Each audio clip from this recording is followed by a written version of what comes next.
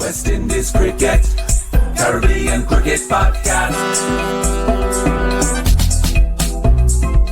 West Indies Cricket, Caribbean Cricket Podcast.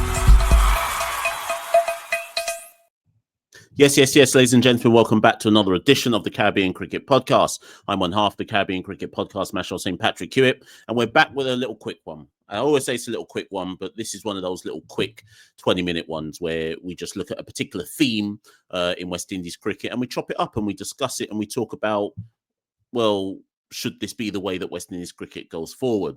And the theme, obviously, or the topic, as you've seen when you've clicked on the video, is Brandon King. It's Brandon King. And what happens now on Caribbean Cricket Podcast is basically every Sunday I map ahead the week and I say, right, these are the kind of 4 big topics I want to talk on, or 3 big topics I want to talk on across the forthcoming week. And this time last week, I was like, I want to talk on Brandon King. And I was looking at the concept of Brandon King and a West Indies Test debut, because in my mind, it's long overdue. And the thing is, it's even more, it's deeper than it being long overdue. The question really we should be asking ourselves as West Indian fans of the men's senior test team is, how has he not debuted before this? And what does it say about our selection system? Not right now in the here and now, because obviously Miles Bascom and Darren Sammy in the last, few months or so have publicly come out and said there's no such thing as white ball only players. There's no such thing as red ball only players. There's just West Indian players. And that was long overdue. It was long overdue. West Indies, and I did that episode a while back about, have we caused this? Have we contributed? Have we scored the own goals? Have we made the unforced errors? By no means am I suggesting that Brandon King is West Indies test match saviour. But I am saying that all evidence points to the fact that he is one of our better batters in the region. Forget format of cricket, just batting in general. All of the evidence points to him being one of the better batters in the region, yet he's now 30 years old. Brandon's just turned 30 in the last few months, and the man has not played one test match for the West Indies. Now, everyone stop, pause right here. Forget what kind of argument you're going to come at me with in the comments below. Just pause and let what I'm about to say marinate in your head. Regardless of what you feel about Brandon King's ability or lack thereof, regardless of what you personally feel, do you think it makes any level of sense? Do you think there is any logical argument that can be made to explain why he shouldn't have had a test match call-up yet by the age of 30? It's like we ain't tired of it's like we ain't tired of history repeating itself. Pollard got to his 30s, no test match call-up. Pooran's going to hit 30, no test match call-up. We cause these problems. Yes, we can talk about the lure of franchise cricket, but before franchise cricket was popping off for Brandon King, he was there. He was right there in front of our eyes, and we could have called him up. Didn't call the man up. Let me give you some numbers. Let me give you some raw basic numbers, because I'm a man who just likes to deal with facts and stats. Listen to these numbers, and then you try and tell me why Brandon King hasn't received a test match call-up yet. In 2016, 2017, right, we're talking nearly 10 years ago, about 8 years ago. 2016, 2017 Red Bull Championship season, Brandon King played 4 matches. Granted, it's only 4. I'll even come with the nuanced counterpoints. I'll accept that isn't a good sample size. But he played 4 matches and he averaged 52, 100, 150. The following season, 2017, 2018, was subpar. He played 9 matches. He averaged 27, no hundreds, 350s. The following season, 2018, 2019, he played 7 matches. He averaged 48, 100, 650s. Let's pause there. Let's just pause there. I'm gonna literally break this one down for you lot. This was all before Brandon King became known in the CPL. This was all before Brandon King was on the T20 franchise circuit.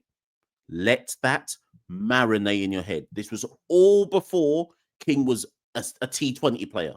He hadn't even received an ODI call-up yet. By the time the 2019 season ended, Brandon King had averaged 48 across 7 matches, 100, 650s. Okay. Then the 2019 CPL came. Can I just point out, and obviously if you're a Jamaican cricket fan, you done know already. At this point in time, Brandon King's batting 4-5 for Jamaica.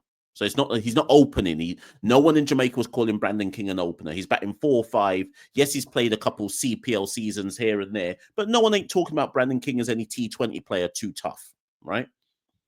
2019, Brandon King is with the Guyana Amazon Warriors, and he's promoted to open for the Amazon Warriors.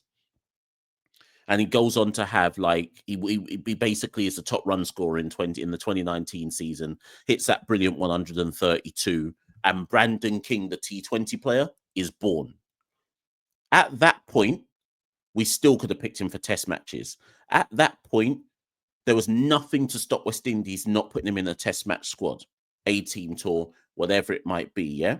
But the point is, he's now got this CPL name after that stellar season with the Amazon Warriors. But unlike a lot of the other T20 franchise players, Brandon King doesn't leave first-class cricket behind.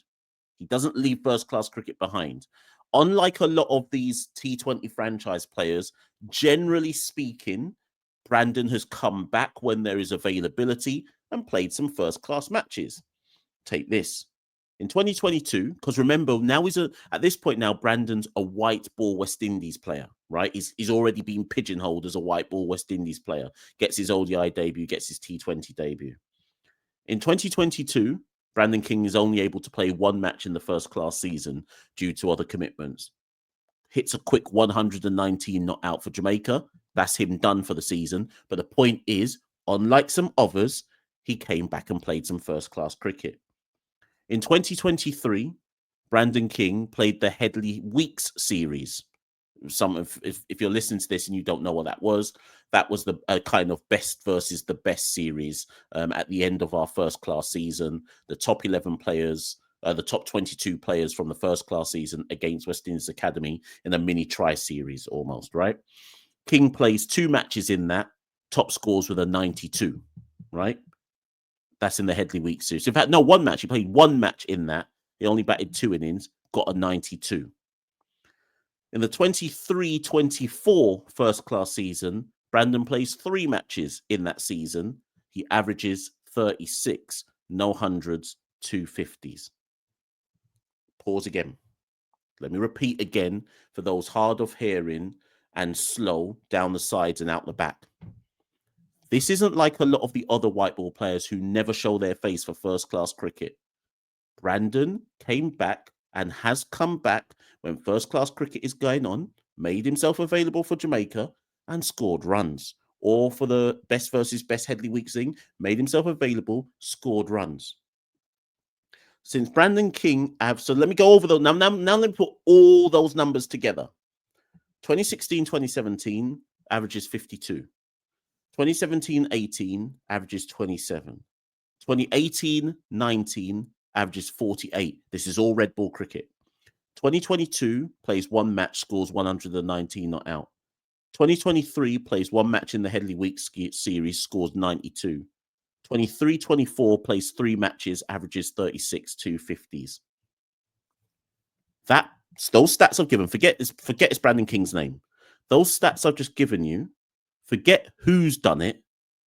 How could you possibly hear all that and go, this person doesn't deserve a test match call-up? Or this person, it's right that this person's got to the age of 30 and is yet to play a test match.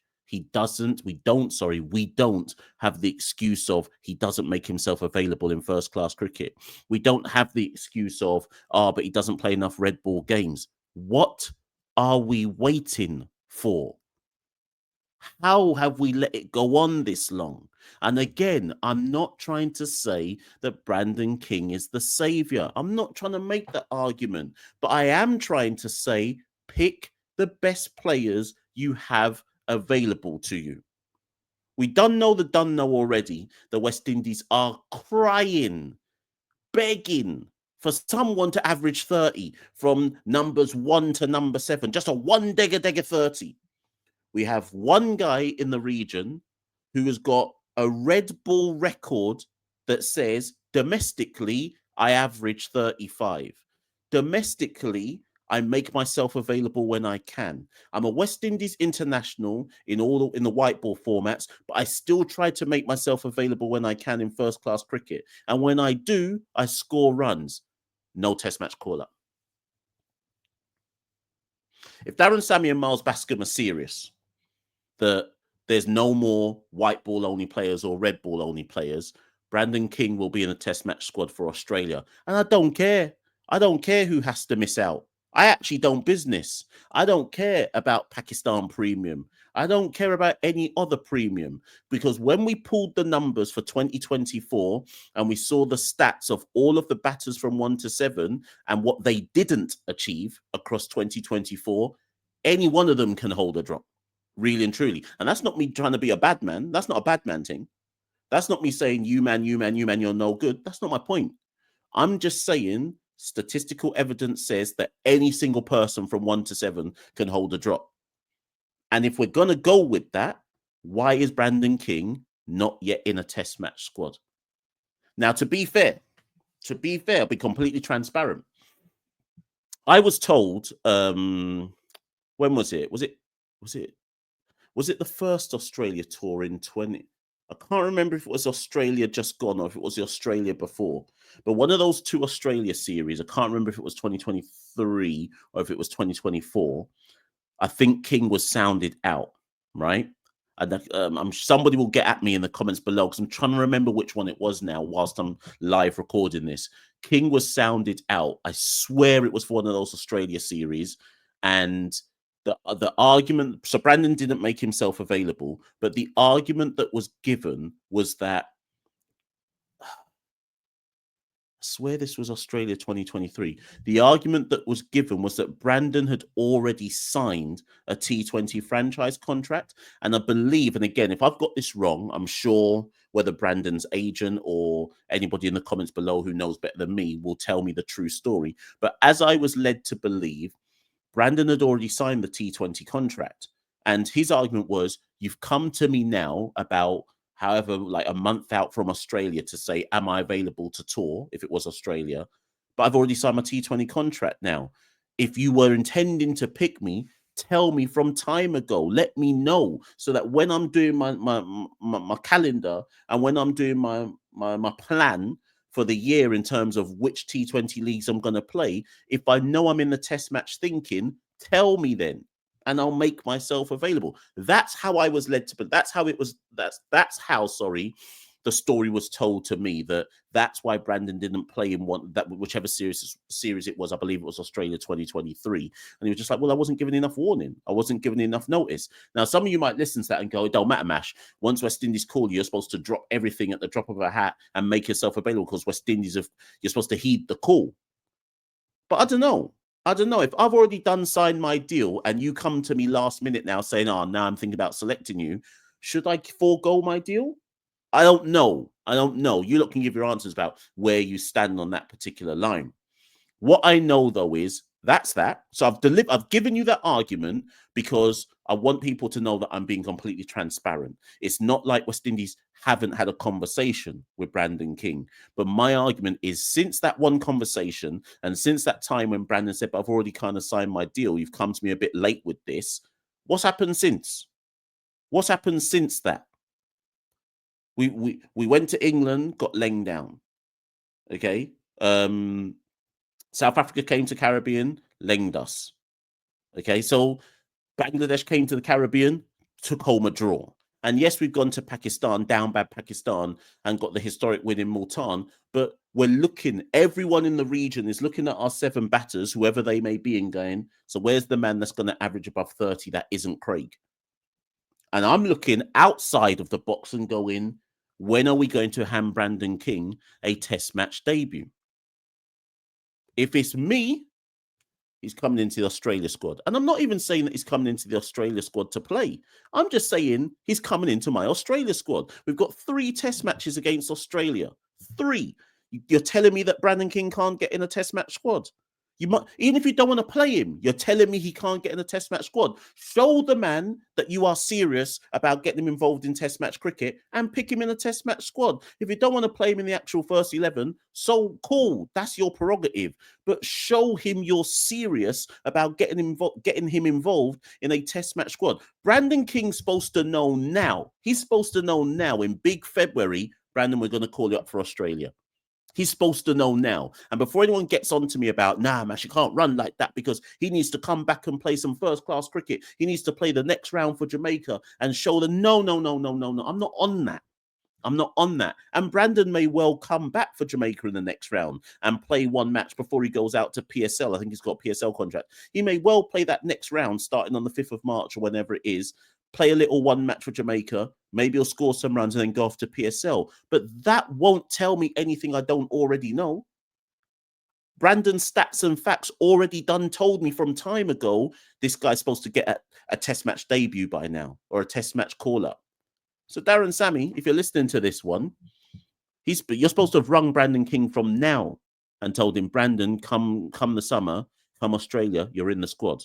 I'm not telling you if you're playing or not because we'll have to see how you go in the camp and this, that, but you're in the squad. He's supposed to be doing that for Shea Hope as well. He's supposed to be ringing Shea Hope and say, Shea, come summer, you're in the Australia squad. And I don't business who has to get dropped. I really don't business.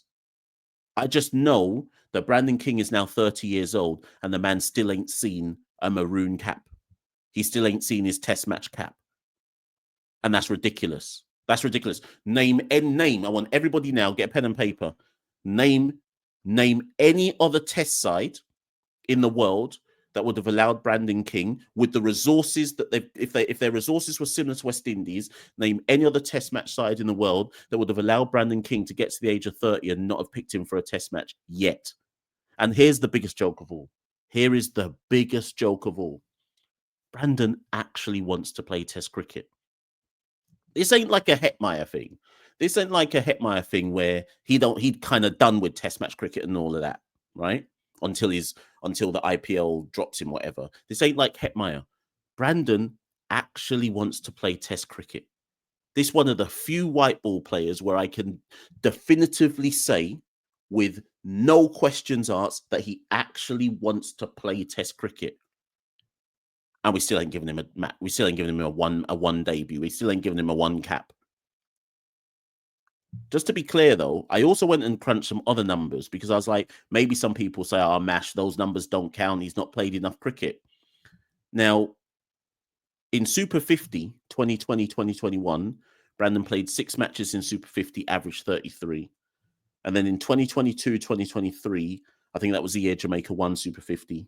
He played 8 matches and averaged 42. And when you put those numbers together with his first-class numbers, together with the fact that he's a West Indies international, he averages 31 in ODI cricket for West Indies. When you put all of that together, how has he not got a test match call-up yet? When he's publicly said on so many occasions, I want to play test cricket. I want to play test cricket. Brandon came on our podcast in 2020. This was the year after he had that the breakout year for Guyana in CPL. And Brandon came on the pod and he was like, it's weird, right? I'm paraphrasing Brandon's words, but Brandon came on the pod and Brandon was like, it's weird because up until that CPL season, nobody was calling me a white ball specialist. He said, up until that CPL season, I was thinking I'm on the verge of a West Indies test match call-up. And that's what I was preparing myself for. And now people are calling me a white ball specialist. We are the West Indies. We make unforced errors. We score own goals. That was 2020. 5 BC years ago.